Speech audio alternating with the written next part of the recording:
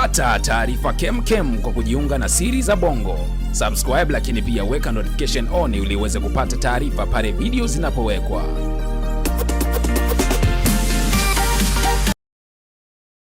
Alright, bwana, mambo vipi mtazamaji wa Siri za Bongo? Leo katika makala tumekuandalia hapa makala ambayo inazungumzia vifo vilivyoitikisa tasnia ya habari na burudani Tanzania katika mwaka 2019. Nimekuandalia makala hii hapa, mimi hapa naitwa Gray Paul, na tuanze. Katika mwaka 2019 umekuwa mwaka ambao umeibua vilio katika tasnia ya habari na burudani kwa ujumla. Na hii ni kutokana na tasnia hizi kuondokewa na watu waliotoa mchango mkubwa sana katika kuziendeleza tasnia hizo hapo. Ifuatayo ni listi ya vifo ambavyo vimeitikisa tasnia ya habari na burudani Tanzania katika mwaka 2019. Moja ya vifo ambavyo vilileta mshtuko mkubwa sana kama sio vilio miongoni mwa Watanzania wengi ni pamoja na kuondokewa kwa aliyekuwa muasisi na mkurugenzi wa vipindi na uzalishaji wa Clouds Media Group, ndugu Ruge Mutahaba, aliyefariki dunia usiku wa Februari 26 akipatiwa matibabu nchini Afrika Kusini. Mutahaba alizaliwa mwaka 1970 huko Brooklyn nchini New York. Akapata elimu ya msingi jijini Arusha, kaskazini mwa Tanzania, baada ya kujiunga na shule ya sekondari ya Forozani katika mji wa Dar es Salaam pamoja na Pugu sekondari. Lakini hapo baadaye alirejea tena nchini Marekani kwa masomo ya elimu ya juu zaidi, ikiwemo shahada ya uzamili pamoja na uzamivu. Mbali na kuwa muasisi na bosi wa THT ambapo wasanii wengi mashuhuri kama Barnaba Mwasiti, Nande pamoja na wengine wengi wakipita mikononi mwake, pia ameshiriki katika kuandaa miradi mbalimbali ambayo iligusa maendeleo ya jamii moja kwa moja. Mfano mzuri ni project ya Kamata Fursa ambayo ilizunguka Tanzania nzima kuwafungua macho vijana juu ya ujasiriamali na namna gani wanaweza kujikwamua kutoka kwenye janga la umasikini. Mbali na project hiyo, pia palikuwa na project ya Malkia wa Nguvu. Hii ni nyingine ambayo ilianzishwa na mastermind huyo hapo, ambao iliwagusa wanawake na kuwapa uwezo wa kujikwamua kutoka kwenye janga la umaskini pamoja na kuwapa elimu ya ujasiriamali. Lakini pia amehusika mara kadhaa katika program za usafi wa jiji la Dar es Salaam pamoja na kuishauri serikali katika mambo mengi ya kijamii. Wakati Tanzania ipo kwenye maombolezo ya msiba wa Ruge Mutahaba, siku chache baadaye nguli mwingine katika tasnia ya habari na mtangazaji pendwa wa kituo cha Clouds Media Group, ambaye pia alikuwa mmoja wa waombolezaji waliomsindikiza Ruge Mutahaba Kagera, mtangazaji Ephraim Samson Kibonde, aliongeza uchungu kwa Watanzania alfajiri ya Machi 7 siku ya Alhamis 2019 pale kifo chake kikelezwa kusababishwa na kusumbuliwa na shinikizo la damu ambalo lilianza tangu alipofika mkoani Kagera kumsindikiza rafiki yake Ruge Mutahaba. Siku chache kabla ya kifo chake, Kibonde aliweka posti ya mke wake kupitia mtandao wa kijamii wa Instagram pasipo kuandika chochote, japo ambalo linasemekana kuwa msiba wa Ruge ulimkumbusha machungu ya msiba wa mkewe ambao ulitokea Julai 2018 na kufanya ziwe jumla ya siku 240 tangu mke wake alipoondoka katika ulimwengu huu. Kifo kingine kilichoigusa tasnia ya habari nchini katika mwaka 2019 ni pamoja na kifo cha mmoja kati ya watu mashuhuri na matajiri Tanzania, Bwana Reginald Mengi.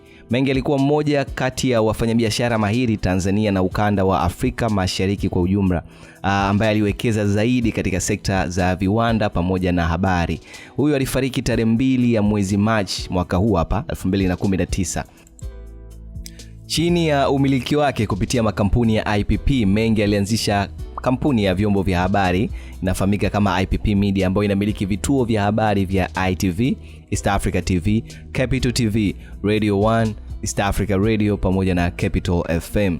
Vile vile chini ya IPP Media, Mengi alikuwa akimiliki kampuni ya uchapishaji magazeti ya The Guardian Limited yenye kuchapisha magazeti ya Nipashe, Alasiri pamoja na The Guardian. Pia aliwekeza katika masuala ya vinywaji, akimiliki kiwanda cha Bonite Bottlers Limited BBL ambacho kinatengeneza vinywaji vya Coca-Cola pamoja na maji ya Kilimanjaro. Mengi amefariki akiwa na makampuni 15, akiwa amefanya project zaidi ya 30, lakini pia akiwa tayari ameshashinda tuzo 25 za kitaifa pamoja na kimataifa. Lakini pia amefariki akiwa tayari ameajiri zaidi ya wafanyakazi 8,900. Pia katika uhai wake amewahi kuandika kitabu kiitwacho I Can, I Must and I Will. Kabla ya kifo chake, Menge alitangaza kufanya uwekezaji katika kiwanda cha kuunganisha magari pamoja na simu za mikononi. Tasnia ya burudani na mziki wa Bongo Flava ulipata pigo jingine la ghafla usiku wa kuamkia Februari 13 mwaka huu baada ya kuondokewa na rapa maarufu nchini, Golden Jacob Mbunda, maarufu kama Godzilla ama King Zilla, ambaye alifariki dunia ghafla akiwa nyumbani kwao maeneo ya Mbezi Salasala, Dar es Salaam.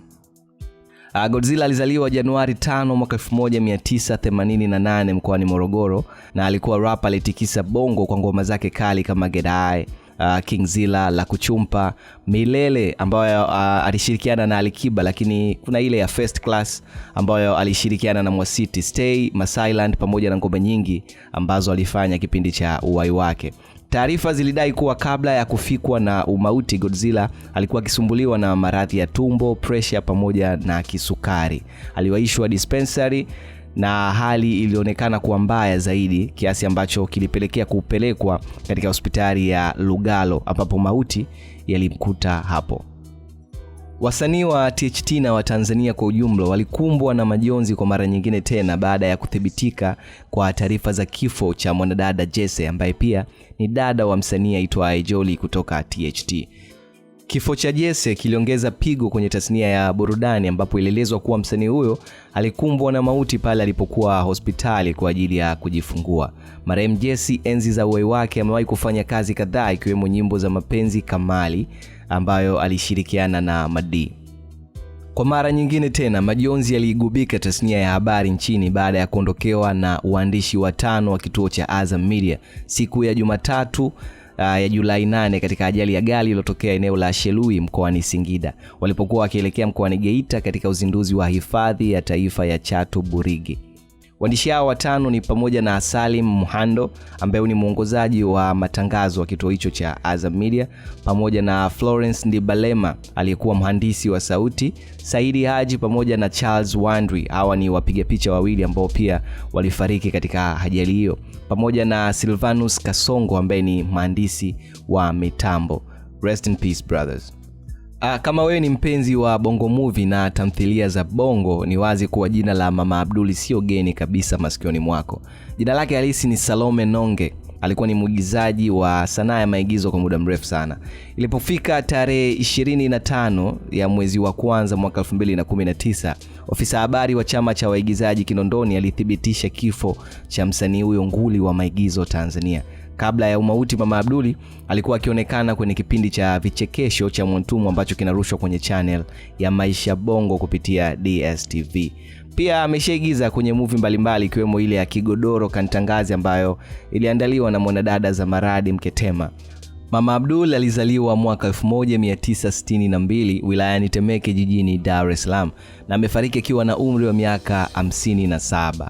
Baada ya kuhitimu masomo yake alijiunga na shirika la bima la taifa miaka ya 1990 na kufanya kazi kwa muda mrefu kabla ya kuamua kuwa mjasiriamali, akiamua kusherehesha pamoja na baadaye kuwa msanii wa maigizo na filamu. Mwaka 2006 alijiunga na kundi la nyota wa Ensemble akiwa na wasanii kama Waridi, Aisha pamoja na wengine wengi ambao walikuwa katika kundi hilo wakifanya maigizo yaliyokuwa yakiruka kupitia kituo cha runinga cha ITV, na ndo hapo hasa jina la Mama Abduli lilipoibuka na kupata umaarufu. Mama Abduli atakumbukwa daima kwa vituko vyake pamoja na uwezo wake wa hali ya juu ya kuigiza kama mama wa Uswahilini akiwa na maneno mengi sana. Yes bwana, that's all for today. Asante sana kwa kufuatilia series za Bongo, na hiyo ilikuwa makala yetu kwa siku ya leo. Umeipenda, unaweza kuacha comment yako hapo chini, lakini pia usisahau kusubscribe kwenye channel yetu ili uweze kuhabarika pale ambapo taarifa mpya zinawekwa katika channel yetu. Until next time people, bye bye.